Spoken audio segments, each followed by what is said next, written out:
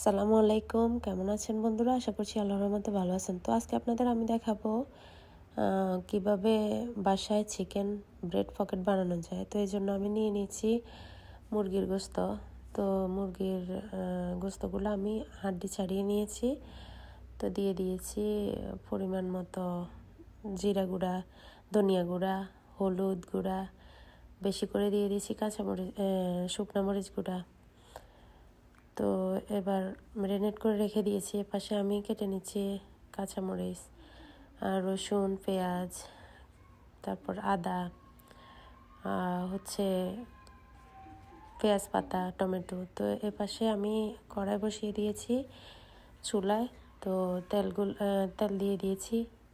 তেলগুলো গরম হয়ে এলে দিয়ে দিব ম্যারিনেট করে রাখা গোস্তগুলা হয়ে গেছে, একটু সময় নিয়ে ভেজে নিয়েছি। তো ওইখানে গোস্তগুলাতে দিয়ে দিচ্ছি আদা পেস্ট, তারপর দিয়ে দিচ্ছি রসুন পেস্ট, পেঁয়াজ কুচি, তারপর পেঁয়াজ পাতা, টমেটো, গাজর।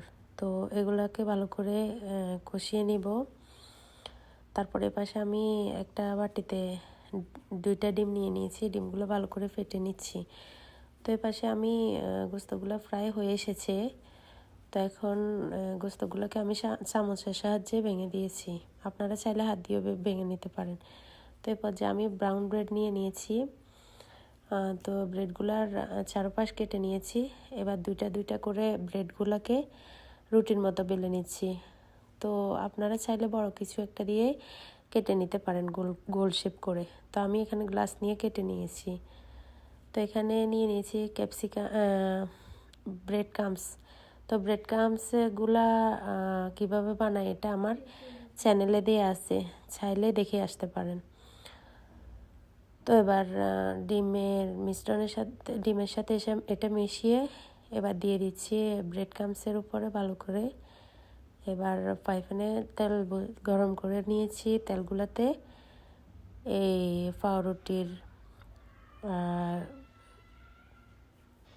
রুটিটা দিয়ে দিলাম।